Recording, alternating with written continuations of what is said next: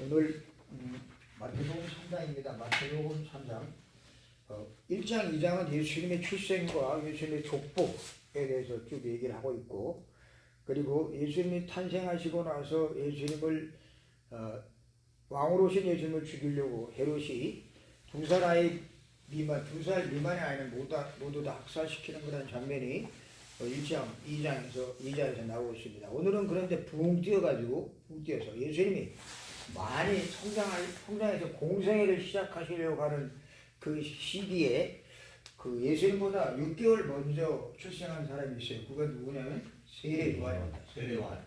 이 세례 요한이 예수님의 그 하실 일을 이제 선포하는 그러한 모습이 나오는데, 이는 오늘 성경에 보니까 광야에서 외치는 자라고 했어요. 광야에서 외치는 자.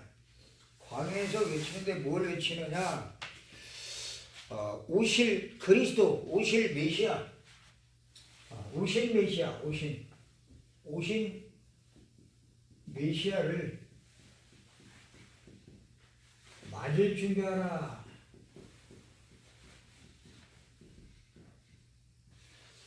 메시아가 왔어요. 구약의 약속에도 메시아가 왔어요. 그 오신 메시아를 맞을 준비를 하라라고 이 세례 요한이 광야에서 외치고 있는 장면이 나오고 있습니다. 그러면서 이 세례 요한이 뭘 얘기하고 있냐면, 오늘 여기 성경에 보니까 2절에 보니까 2절에 말씀하고 있습니다. 회개하라, 천국이 가까웠느니라. 가까이 왔느니라 라고 말하고 있습니다. 자, 이 세례 요한의 한 일 중에 첫 번째가 뭐냐? 천국이 가까웠느니라 라고 하는 말을 전달하면서, 회개하라고 말하면서 천국을 소개하고 있습니다. 천국을 소개. 자, 우리 천국 가봤어요? 안 가봤어요? 호성이 가봤어? 아니요. 그렇지. 천국 가보지 않은 천국을 지금 이 세례 요한이 소개하고 있어요. 천국. 자, 천국이 가까웠느니라. 그러면서 그 앞에 회개하라. 회개. 그랬더니 그 5절에 보니까 이스라엘 사람들과 온 유대와 요단강 사방에서 다 많은 사람들이 나와서 누구에게? 세례 요한에게 나와가서 뭐합니까? 6절에 보니까 자기들의 죄를 자복하고 요단강에서 그에게 세례를 받습니다. 그렇죠? 근데 7절에 보니까 요한이 또 다른 많은 바리새인들과 사두개인들이 세례 베푸는 데로 오는 것을 보고 그들에게 말합니다. 이 독사 자식들아, 누가 너희를 가르쳐 임박한 진노를 피하라 하더냐 라고 말하면서 그 바리새인과 사두개인들을 향해서 말하는 소리가 뭐라고요? 독사 자식들아 라고 아주 굉장히 책망하고 있는 모습이 나타나고 있습니다. 자, 천국이 하나님의 나라입니다. 하나님의 나라. 그죠? 하나님의 나라. 우리는 아직 하나님의 나라를 아직 가보진 않았어요. 그러나 이 세상에 왜 이 하나님의 나라가 필요한지, 그리고 왜 천국이 필요한지를 세례 요한은 아주 정확하게 설명을 하고 있습니다. 이 세상은 사람들이 살아가고 있는 이 세상은 어떤 세상이냐?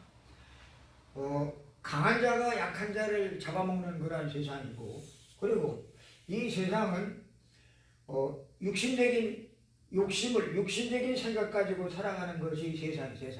그래서 세상은 완전히 창세기 3장 죄로 말미암아 장악된 세상이고, 그리고 이 세상은 혼돈과 공허가 가득 찬 세상이고, 이 세상은 흑암이 가득 차 있어요. 그럼 이 세상이 왜 이렇게 됐느냐? 바로 사단 때문에. 마귀가 창세기 3장에 출현해가지고 아담과 하와를 하나님의 말씀을 어기게 만들어서 선악과를 따먹는 사건을 터뜨린 그 원죄, 이 원죄로 말미암아 이 세상이 완전히 병들어 버렸습니다. 세상이 완전히 고장나 버렸어요. 이 세상이 이렇게 병들고 이 세상이 험악한 세상이 된 그 원인, 누가? 사단이. 그래서 이 세상의 모든 정치, 경제, 문화, 모든 조직을 지금 전부 다 누가 잡고 있어요?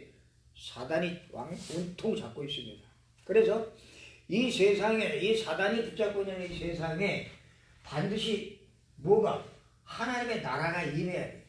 천국을 소개하는 거예요. 그래서 회개하라 그럽니다. 회개하라, 회개. 회개하라, 천국이 가까웠느니라 라고 말하면서 이 세례 요한이 예수님보다 6개월 먼저 태어난 제사장 집안의 아들인데, 이 세례 요한이 바로 이 예수님의 하실 일을 미리 얘기를 하고 있습니다. 그럼 천국을 준비하라 라고 말하고 있습니다. 자, 우리가 이 세상은 이런 세상인데, 이 세상에서 우리가 천국을, 우리 삶 속에 천국을 맞이하려면 우리는 아직 천국을 가보질 않았어요. 근데 가장 먼저 중요한 것은 회개가 앞서야 된다. 회개. 그럼 무슨 회개냐? 지금 가장 심한 것이 모든 교회마다 회개하자 하고 막 기도하고 있는데, 뭐 좋죠. 근데 그 회개에 뭐가 빠졌냐? 이게 빠져버렸어. 원죄. 원죄가 뭔지도 모른 채, 원죄가 도대체 얼마나 심각한지도 모른 채, 사단이 우리에게 갖다 준 원죄가 얼마나 무서운 것인지도 모른 채 무슨 죄만 갖고 회개하고 있다고요? 자범죄. 살아가면서 짓는 죄, 율법적으로 어긋난 죄, 그런 죄를 가지고 회개하는 운동들이 지금 교회마다 그냥 밤낮 부르짖고 있습니다. 회개하라, 회개하라. 우리가 짓는 자범죄, 이거는 끝이 없어요. 끝이 없어. 근데 수없이 많은 수만 가지의 죄를 짓는다고 할지라도 원죄가 해결되지 않으면 자범죄는 계속 일어날 수밖에 없습니다. 그런데 여기에 지금 이 세례를 받기에 몰려든 사람 가운데 이스라엘 사람과 그리고 온 그 유대 나라와 그리고 모든 사람들이 다 몰려와서 요단강에서 그 세례 요한에게 세례를 받고 있는, 물 세례를 받고 있는 그 장면 속에서 그들이 와서 자기의 죄를 자복하고 요단강에서 세례를 받는데, 그때 어떤 자들이 기웃거리고 있느냐? 바리새인과 사두개인들이 세례 베푼 데 오는 것을 보고 말합니다. 이 독사의 새끼들아, 독사의 자식들아 라고 말하면서 그들을 심하게 책망하고 있는 모습이 보여요. 자, 바리새인과 사두개인들은 누굽니까? 당시에 종교 정치 지도자예요. 종교 지도자였고 정치 지도자들이었는데, 이들은 구약을 잘 알고 있는 사람이에요. 한마디로 말해 율법을 아주 잘 지키는 작자들이에요. 율법을 잘 지켜요. 근데 율법을 잘 지키고 있지만, 그러면서 자기들은 의롭다고 여기고 있지만, 그리고 자기들은 하나님을 잘 숨기고 있다고 생각하고 있지만, 이 그리스도가 왜 오셔야 되는지 그 원인을 몰랐어요. 그리스도가 오셔야 할 이유, 이 원죄 때문에 와야 되는데, 이들은 이 원죄 안에 이 율법적인 그러한 조항만 잘 지키면 이들은 그것으로 의롭다는 그러한 잘못된 생각을 가지고 이들은 자기들이 굉장히 경건한 사람인 것처럼 이렇게 경건을 가정해가지고 이들은 우리가 바로 하나님을 제대로 섬기는 사람이다 라고 하는 그런 자가 당착에 빠진 사람인들을 우리가 볼 수가 있습니다. 그래 요한이 그걸 알고 지 독사의 자식들아 라고 말하면서 그들이 심각하게 책망하는 모습이 나타나고 있습니다. 여러분, 우리가 회개, 그리고 우리가 우리 삶 속에 하나님의 나라가 임하려면 우리의 내면의 하나님의 나라, 가야 할 하나님은 나라는 한참 있다가 가더라도 지금 당장 내 내면의 내 영혼의 하나님의 나라가 임하는 이 첫 번째의 조건은, 왜 이 메시아가 왜 오셨는지를 알아야 되고, 메시아가 오신 이유가 뭘 해결하려고요? 원죄를 해결하려고. 원죄. 그런데 이 바리새인들이, 종교, 정치, 이 지도자들이, 그 나라에 아주 고위급에 있는 이 작자들이 뭘 몰랐다고요? 원죄가 뭔지를 몰랐어요. 원죄. 여러분, 우리가 살아가면서 원죄를 모르면 어떻게 됩니까? 완전히 마귀의 손에 붙잡히게 됩니다. 그리고 원죄를 모르면 어떻게 되죠? 계속 찾아오는 저주, 재앙, 그리고 고통을 막을 길이 없어요. 왜? 바로 원죄의 배후에는 누가? 사단이 장난하고 있기 때문에 그래. 사단. 그래서 이 바리새인들은 이 원죄에 대해서 전혀 알지 못하고 원죄에 대해서 알지 못하니까 예수님이 왔음에도 불구하고 그를 메시아로 여기지 않고 결국은 이들이 나중에 이들이 예수 그리스도를 십자가에 못 박아 죽이는데 앞장섰던 사람들이 바로 이 사람들입니다. 종교 지도자들. 지금도 수많은 교회가 이 그리스도에 대해서 정확하게 알지 못하면 이런 똑같은 당시의 바리새인과 사두개인과 똑같은 오류를 범할 수밖에 없다는 사실이에요. 그래서 지금 이 땅에는 많은 문제와 갈등이 계속 일어나고 있습니다. 문제도 생기고 갈등도 생기고 또 위기도 오고 또 어려움도 오고 계속 오고 있어요. 그러면 이런 문제, 갈등, 어려움들이 올 때에 그 문제와 갈등, 어려움이 오는 이유를 어디서 찾아야 되느냐?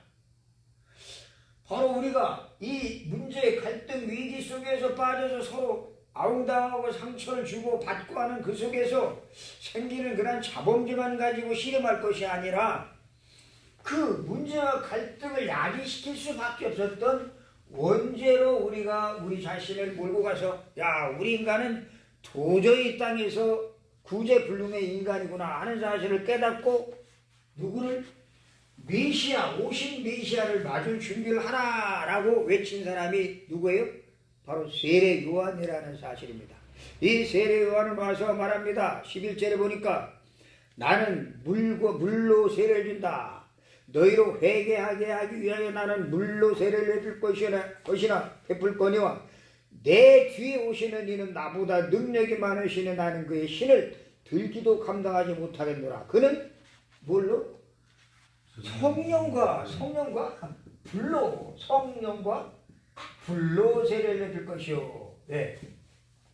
요한이 베푸는 세례와 이 예수 그리스도가 베푸는 세례는 완전히 틀려요. 성령과 불로 세례를 베풀 것이요 라고 말합니다. 그래서 사도행전 1장에 보면 사도행전 1장 오순절날에 1장에 오직 성령이 너에게 마시면 너희가 권능을 받고, 그리고 2장에 들어가니까 오순절날에 이르매 저희가 다 같이 한 곳에 모였더니 호련히 하늘부터 급하고 강한 바람 같은 소리가 있어 저희 앉은 온 집에 불같은 성령의 역사가 일어납니다. 그렇죠? 바로 이걸 말하는 이 성령과 불. 그래서 이 바리새인들과 그리고 이 사두개인들 종교 지도자들은 그걸 몰랐어요. 그저 내가 살면서 이 땅에서 생기는 여러 가지 많은 잘못된 것들만 회개하면 되는 줄 알고 절대 원죄를 인정하지 않았기 때문에 원죄를 해결하러 오신 구약의 메시아, 신약의 누구예요? 그리스도를 인정하지 않았던 것을 이 세례요한이 알고 그들을 향해서 말합니다. 이 독사의 자식들아 라고 그렇게 그들을 향해서 아주 신랄하게 그들을 책망하는 모습이 나타나고 있습니다. 우리가 살아가면서 왜 우리 속에 하나님의 나라가 천국이 임해야 하는 이유를 분명히 알아야 됩니다. 예수 믿는 목적은 예수 믿고 죽어서 천국 가라 그런 거 아니에요. 그건 나중에 문제고 지금 내가 살아가는 내 삶 속에서 내 심령 속에 천국이 임하지 않으면 매일매일의 삶이 지옥이에요. 지옥. 굉장히 힘듭니다. 하루하루 사는 게 얼마나 어렵고 힘든지 몰라요. 그리고 하루하루 사는 게 이 바리새인들과 사두개인들처럼 율법 지키느라고 거기에 매여서 그냥 전전긍긍하다가 죄에 빠지고 또 빠지고 원죄를 해결하는 길을 모르니까 자범죄에 시달리다가 어디 가서 그걸 해결할지 몰라서 막 통곡하고 울고 하나님 잘못 용서하십시오 하고 막 기도해도 절대로 이들이 원죄의 심각성을 모르기 때문에 원죄를 해결하러 오신 그리스도를 이들이 받아들이지 않는다는 사실을 이 세례 요한이 알고 그들을 향해서 굉장히 신랄하게 그들을 책망한 것을 오늘 보게 됩니다. 자, 우리가 이 성령과 불로 세례를 베푸는 이 그리스도 메시아 이분을 정확하게 알고 알아야 돼요. 알아야 믿지.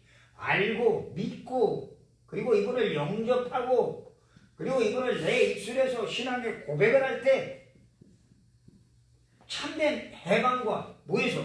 원죄에서, 사단에게서, 이 세상의 흑암에게서 완전한 해방을 누리게 되고 참 자유함을 얻게 되는 그러한 축복 속에 들어간다는 사실을 믿으시 바랍니다.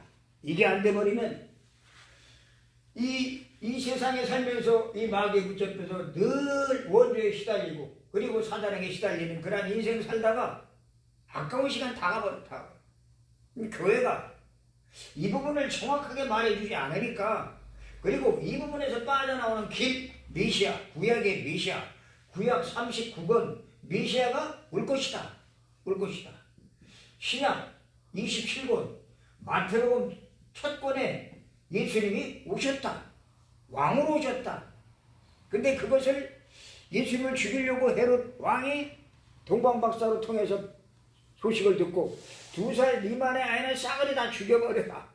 그 소식을 이 아버지 요한이 듣고 어디로? 저 애굽으로 피신했다가 다시 베들레헴으로 돌아오는 그런 모습이 나오고 있습니다. 그 앞장이. 자, 이 세례요한은 광야에서 외치기 시작합니다. 회개하라, 천국이 가까웠느니라 하고 천국을 소개할 뿐만이 아니라 그렇다면 이 천국이 내 마음속에 이루어지기 위해서는 천국은 멀리 있는 게 아니에요. 저 꼭대기에 있는 게 아니에요. 천국은 누가복음 17장에 보면 누가복음 17장 21절에 보면 하나님의 나라는 여기 있다 저기 있다는 것이 아니라 어디 있다고요? 너희 마음에 있느니라. 그렇습니다. 이 예수 그리스도가 우리 마음속에 임하게 될 때 영접해서 우리 예수 그리스도가 내 마음속에 임하게 될 때 내 마음속에 하나님의 나라가 이루어지는 줄로 믿으시기 바랍니다. 이걸 임마누엘. 그래서 성경에서 가장 초점 맞추는 단어 임마누엘. 예수님이 왜 오셨어요? 우리와 임마누엘 하려고. 임마누엘. 보라 처녀한테 아들 낳을 것이 그 이름을 임마누엘을 하리라. 우리의 모든 죄를 해결하기 위해서 오신 분, 우리와 함께하기 위해서 오신 분, 그분이 메시아. 그럼 이 천국, 우리가 천국을 내 마음속에 먼저 임마누엘의 축복을 누린 다음에 어떻게 해야 됩니까? 그 다음에 이 축복을, 이 천국의 축복을 우리는 누려야 돼. 누려. 천국은 축복을 누린다는 말은 무슨 말이에요? 우리가 살아가면서 마귀가 제일 흔드는 게 있습니다. 뭘 가지고 우리를 건드릴까요? 죄 지은 거? 자범죄 지은 거? 뭐 그거 가지고도 건드릴 수 있어요. 그러나 마귀가 우리를 가장 심각하게 건드리는 첫 번째는 뭐냐? 네가 하나님의 자녀 맞냐? 네가 구원받은 거 맞냐? 네가 거듭난 거 맞냐? 거듭난 거? 네가 정말 예수 생명이 네 속에 있는 거 맞냐? 이걸 계속 건드립니다. 이걸 가지고. 심지어는 예수님에게 이제 4장에 보면 예수님에게 찾아와서도 예수님을 건드릴 때 네가 하나님의 아들이거든 저 돌로 뭘 만들어? 떡을 만들어 먹어봐라 라고 금식했던 그 예수님, 40일 동안 금식했던 예수님에게 마귀가 찾아와서 시험하고 있는 모습이 나오고 있어요. 그래서 예수님도 건드렸더니 마귀라면 우리는 말할 것 없이 건드립니다. 그렇다면 우리가 이 천국의 축복, 내 속에 하나님의 나라가 임해 영접해서 내 속에 하나님이 함께 하시는 일말의 축복을 말씀을 통해서 확인하고 있는데도 불구하고 하나님의 자녀가 됐음에도 불구하고 우리를 계속 건드리는 게 있어요. 건드리는 게. 우리를 계속 갈등 가운데 빠지게 만들고 우리를 계속 염려와 걱정과 근심 가운데 빠지게 만드는 것들이 있어요. 이게 뭘까요? 우리는 아직까지 우리 주님께서 완전하게 마련해진 저 보좌의 천국에는 아직 가지 않았어요. 그러나 내 마음속에서 하나님의 나라가 지금 이루어지고 있기 때문에 이 하나님의 나라가 이루어진 이 축복을 가지고 우리 삶 속에서 평안함을 누려야 되는데 평안함. 그래서 예수님이 부활하시고 그 제자들에게 처음 인사가 뭐예요? 샬롬 평안 아뇨. 이 평안을 누려야 되는데 하나님의 나라가 우리 속에 임하고 예수님이 우리 속에 계심에도 불구하고 살아가면서 우리는 자꾸 평안을 빼앗깁니다. 그 빼앗기는 평안을 불신자들은 그 평안을 유지해 보려고 어떻게 해요? 하나님이 나와 함께하는 임마의 축복 속에 들어가지 않고 왜 길을 모르니까 그들은 나름대로 평안을 찾아보려고 쉽게 찾는 게 있어요. 뭐죠? 술, 마약, 뭐 이런 거.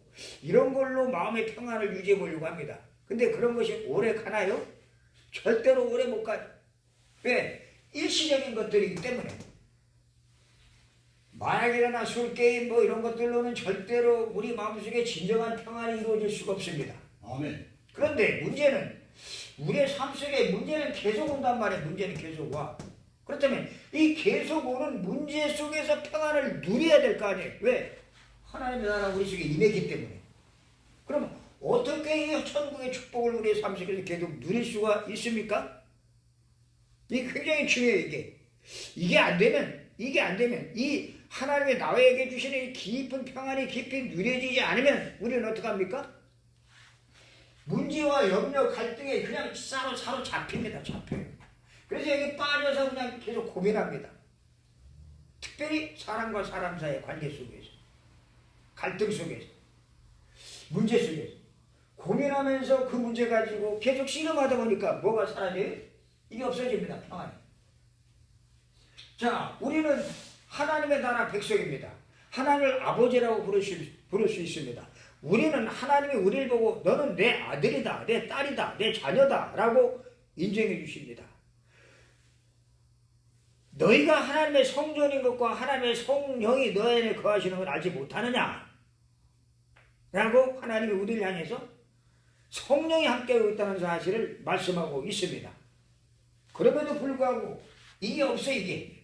자, 이 평안이 없으니까 사람들이 막 헤맵니다. 구원받았는데도 구원을 받고 나서도 평안이 없으니까 교회 와서 나에게 평안을 주세요. 이 갈등 때문에 죽겠습니다. 문제 때문에 심각해 죽겠습니다 하고 이 문제를 가지고 씨름해요. 문제를 가지고. 그게 보통 살아가는 교회 모습이고 종교인들의 모습이에요. 교회에서 목사님들이 이 부분에 대해서 정확하게 답을 주지 않으면 맨날 이러다 씨름합니다. 맨날. 하나님 내가 지난 주간에도 또 죄를 지었네요. 또 내가 문제 가운데 헤맸네요. 또 내가 저 사람에게 상처를 입히고 상처를 받았네요. 또 내가 저를 미워했네요. 라고 하는 그런 자잘그레한 것들이 우리를 계속 넘어뜨립니다. 그 계속 넘어뜨리면 그 속에서 자빠졌다 또 일어났다 또 자빠졌다 계속 업다운이 계속돼. 업다운. 신앙생활에 업다운이 계속되면 굉장히 피곤해져요. 신앙생활은 성령과 불로 우리 주님께서 역사하시면 계속 성장해 갑니다. 성장이 갈 뿐만 아니라 위에서 주시는 힘을 가지고 하나님을 끌어가시기 때문에 내 노력과 열심 하고는 관계없이 주님의 능력의 손에 붙잡히게 되면 어떤 일이 생기느냐. 보좌에 계신 주님이 나와 함께하는 하늘과 땅의 모든 관세를 가진 그분이 나와 함께한다는 확신이 오기 때문에 담대해집니다. 굉장한 힘이 생깁니다. 근데 이게 사라져버려요. 평안이 사라져버려요. 그러면 이런 상황이 올 때에 그럼 어떻게 해야 될 것이냐? 이거를 피할 것이냐? 이걸 넘어서야 되는데 넘어설 힘도 없고 피하면 또 다른 것이 오고 참으면 병들고 터뜨리면 뛰어내려야 되고 이런 복잡한 일이 많이 생기기 때문에 우리가 이제 정확한 답을 찾아. 답. 그럼 이 답을 어떻게 찾습니까? 하나님의 나라가 그 심령 속에 임한 사람에게 하나님 주신 가장 귀한 축복. 그게 뭐예요? 기도. 무슨 기도? 예수님이 오셔서 우리 모든 근본적인 문제를 해결하기 위해서 뭐 하셨죠? 사람의 몸을 입고 오셔가지고 십자가에서 죽으셨습니다. 이 예수님의 십자가의 죽음이 갈라디아 2장 10절에 내가 그리스도와 함께 십자가에 못 박혔나니 그런즉 이제는 내가 산 것이 아니요 내 안에 그리스도께서 사신 것이다. 우리는 예수 믿고 나서 구원받고 거듭난 사람이 이제부터 인생 살아갈 때에 내 힘으로 살아가라고 하나님이 나를 구원해 준 게 아니에요. 우리는 내 힘으로 이 세상을 살아갈 수가 없습니다. 그래서 하나님이 직접 사람의 몸을 입고 오셔서 이분이 십자가에서 죽으시고, 이 죽음이 누구의 죽음? 내 죽음. 예수 죽음, 내 죽음. 예수 부활, 내 부활. 예수님 보좌에 계신 그 신분이 내 신분. 그걸 우리가 깊이 붙잡지 않으면 판판이 쓰러집니다. 판판. 그래서 갈라디아 2장 1절을 꼭 기억해야 돼요. 내가 그리스도와 함께 십자가에 못 박혔나니. 예수님이 죽을 때 나도 같이 죽었습니다. 나도. 나 예전에 호성이, 그리고 예전에 우리 이경식 집사님, 예수님 죽을 때 2000년 전에 예수님의 죽음이 지금 나의 죽음인 줄로 믿으시기 바랍니다. 아멘. 시간과 공간을 초월하는 역사가 이 속에 있어요. 아멘. 그래서 예수님의 죽음이 내 죽음이다. 예수님의 죽고 우리가 그걸로 끝나버렸으면 이분을 믿을 이유가 하나도 없어요. 근데 이분이 뭐 하셨죠? 살아나셨습니다. 부활. 부활이 안 믿어지면 우리는 여전히, 부활이 안 믿어지면 죄 가운데. 부활이 안 믿어지는 복음 전파는 헛것이 되버려. 헛것. 반드시 기억해야 될 것은 그 부활이 나에게 믿어져야 되고, 나에게. 그 예수 부활이 곧 내 부활. 곧 예수님의 죽음이 곧 내 죽음. 그리고 예수님이 부활하신 그분이 나와 함께 하시려고 하늘과 땅의 모든 권세를 가진 보좌에 계신 그분이 지금 나와 함께 계시음에 그분이 말합니다. 너희가 하나님의 성전이고 하나님의 성령이 너희 안에 계시는 것을 알지 못하느냐. 어마어마한 비밀의 말씀을 하나님 우리가 허락해 주셨어요. 그래서 이 갈라디아 2장 10절을 날마다 이거 올 때마다 어떻게 하라고요? 적용을 시켜. 적용. 난 죽었다. 나는 내가 사는 게 아니다. 내 안에 그리스도가 산다. 내 신분은 그리스도와 함께하는 신분이다. 그리스도와 함께하는 신분을 가지고 권세를 가지고 살아가기 때문에 내 삶 속에서 많은 문제가 와도 이 문제는 나를 어렵게 할 수 없고, 나를 힘들게 할 수 없고, 나를 고민에 빠뜨릴 수 없고, 나를 고통 가운데 빠뜨릴 수 없다. 왜? 죽었잖아. 육신에 나는 죽었어. 과거에 나는 죽어버렸어요. 과거에 여러분이 죽으신 줄로 믿으시기 바랍니다. 아멘. 그래서 고린도후서 5장 10절에 그런즉 누구든지 그리스도 안에 있으면 새로운 피조물이라. 이전 것은 지나갔으니 보라 새 것이 되었도다. 새 것이 된 인간이 자꾸 갖다 주는 옛 것에 붙잡혀가지고 시달리다가 평안이 없어지는, 여기에서 하나님 우리에게 답을 주시는데 뭘로? 말씀을 통해서 답을 주십니다. 이 말씀을 통해서 주는 답을 절대로 잊어버리면 안 돼. 그래서 날마다 말씀을 붙잡고 어떻게 하라고요? 계속 기도 속으로 들어가는 거예요. 기도 속. 그러면 문제를 붙잡고 쉬려가는 게 편하겠습니까? 말씀 붙잡고 기도 속에 들어가는 게 힘이 생기겠습니까? 뭐 보나 마나. 근데 이건 안 해. 문제에 시달려. 괴로운 거예요. 괴로우면서도 계속 문제 붙잡고 그걸 씨름하고 있어요. 더 힘들어져. 갈수록 힘들어져. 괴로우니까 이 부분에 대해서 정확한 답을 안 주고 계속 이거 가지고 회개하라. 이렇게 하다 보니까 진정한 메시아 되심을 체험하지 못하는 거예요. 그리스도가 완전한 문제를 해결했다는 사실을 체험하지 못하니까 이 그리스도가 필요가 없어버려요. 영접할 때 잠시만 필요하지. 그 다음에 내가 모든 걸 해야 되니까 굉장히 피곤해지는 거예요. 그걸 누가? 바리새인과 사두개인들이 그런 짓을 했던 겁니다.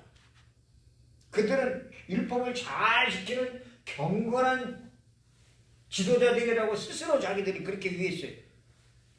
세례요한이 말합니다. 이 독사 자식들아 라고 말합니다. 완전히 니들이 이 그리스도 앞으로 나가려고 하는 수많은 사람들의 가는 길을 막고 있구나. 오늘날 교회가 하나님 앞으로 나오려고 하는 사람들을 막고 있는 교회들이 얼마나 많은지 몰라요. 그러다 보니까 이 갈등, 염려, 문제 이런 것들을 놓고 이 정확한 복음의 비밀을 알지 못하니까 그저 자본주의 해결하다 끝나버리는 그러한 종교적인 교회들이 상당히 많고, 어저께 유튜브에 보니까 바이든 대통령이 2년 전에 취임식을 할 때에 취임식을 하면서 그 취임식에 미국에는 성경에다 손을 얹고 대통령이 취임식을 합니다. 그런데 취임식을 할 그 장소에 목사님이 나와서 미국의 목사님이 나와서 기도를 하는데 뭐라고 기도를 했느냐?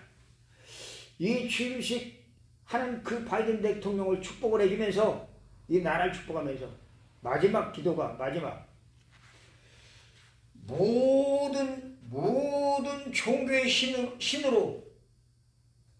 모든 종교의 신으로 기도합니다 라고 그렇게 기도했어요.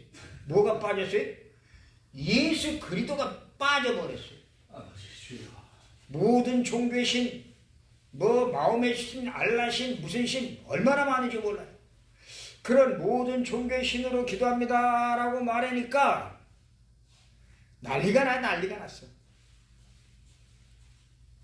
거기에 나중에 정말 양심적인 목사가 나타나가지고 또 국회의사당에서 이렇게 또 회견을 하고 그리고 기도할 때에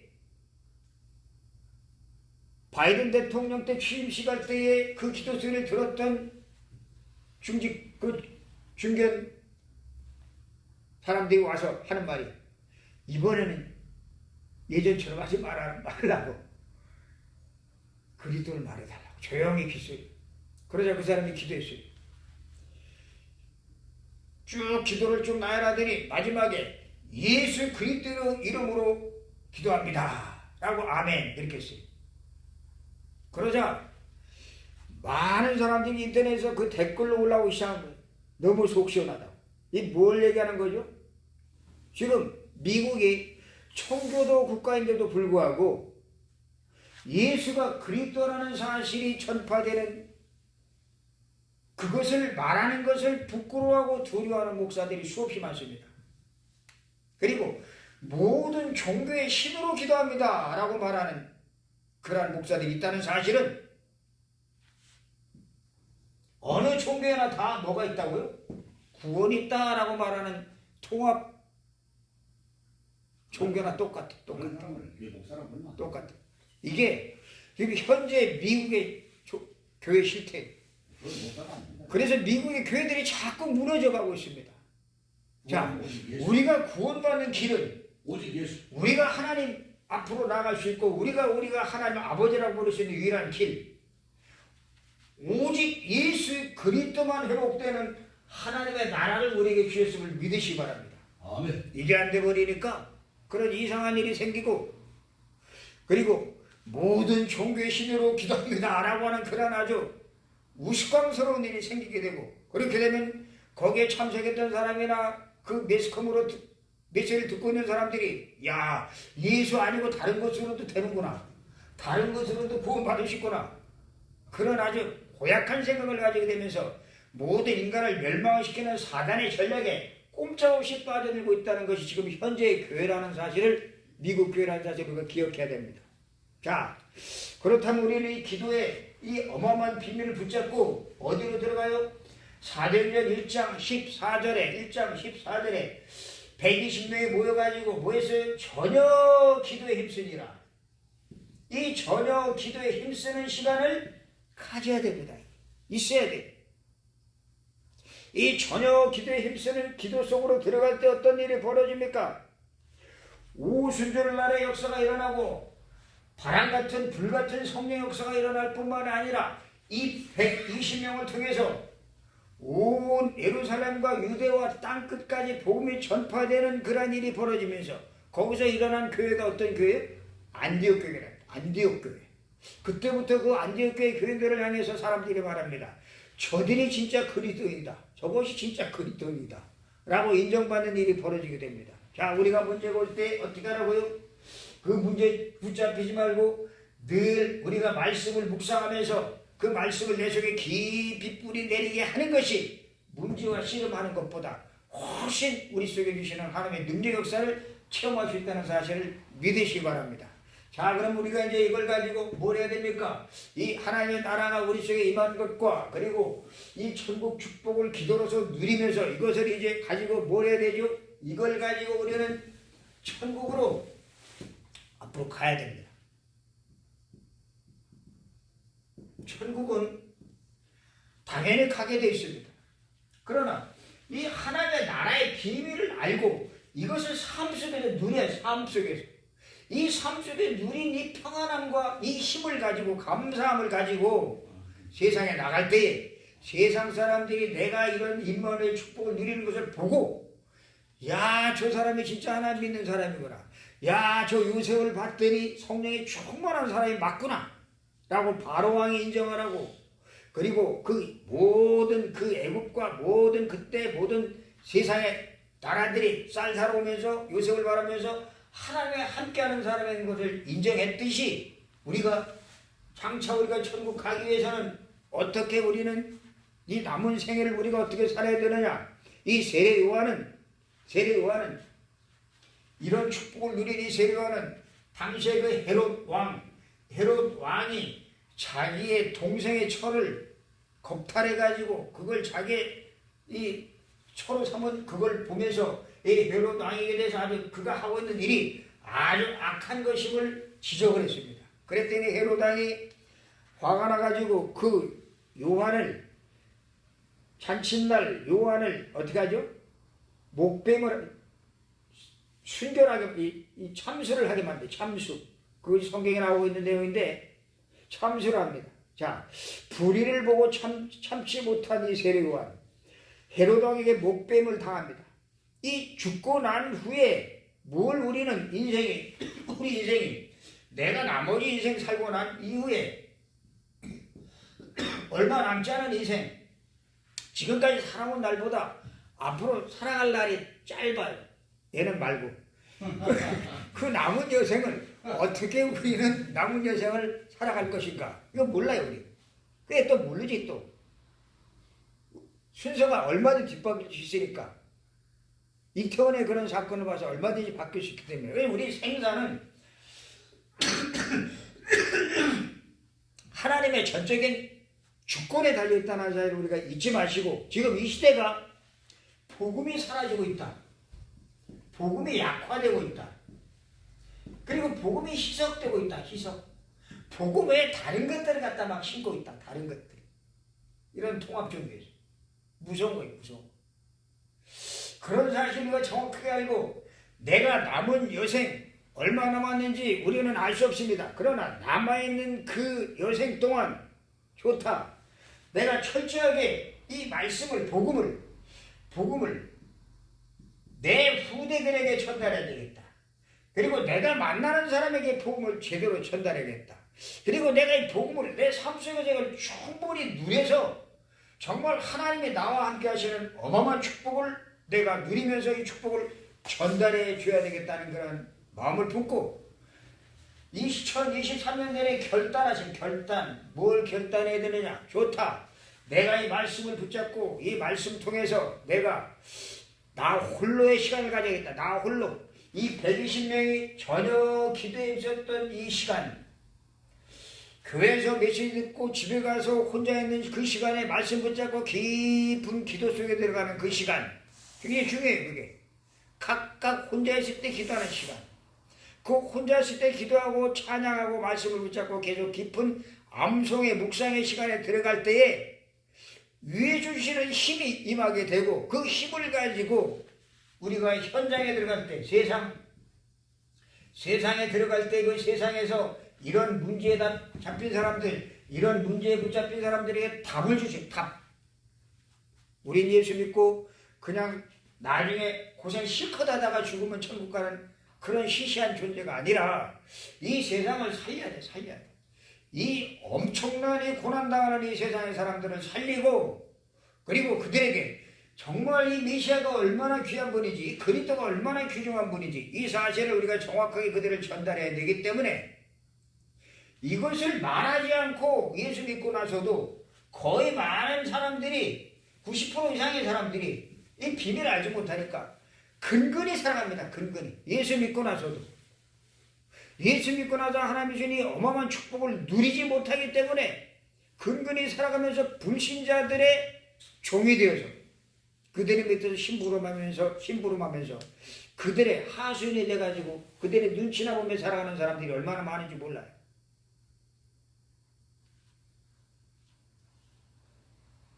우리 인생 얼마 안 있으면 갑니다. 그렇죠?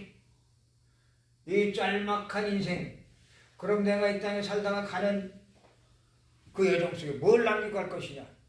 이 세례와는 그 예수님이 자기에 와서 세례받으려고 하는 걸 보고 어찌 당신이 나에게 세례를 받습니까?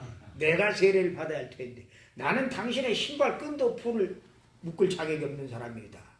할 때 예수님이 말합니다. 아니다. 내가 너에게 세례를 받아야 이제부터 공적인 일을 하게 될 것이다. 공생애가 시작될 것이다. 하면서 그 예수님이 세례요한 앞에 와서 세례를 받는 장면이 마지막에 쭉 나타나고 있습니다. 그렇죠? 그때 예수께서 16절에 보니까 세례를 받으시고 곧 물에서 올라오실 때 하늘이 열리고 하나님의 성령이 비둘기같이 그 위에 임하면서 하늘로부터 소리가 있어 말씀하기를 뭐라고?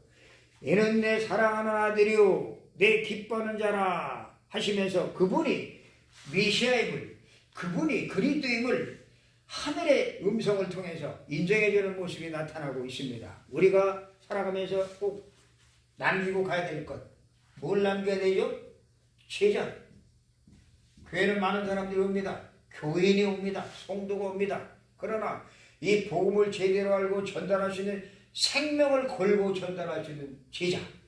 헤롯 왕에 대해서 순교를 당하면서까지 이 광야에서 외치는 자의 소리처럼 외쳤던 이 요한 같은 이런 사람, 이런 제자 우리 남기고 가야 됩니다.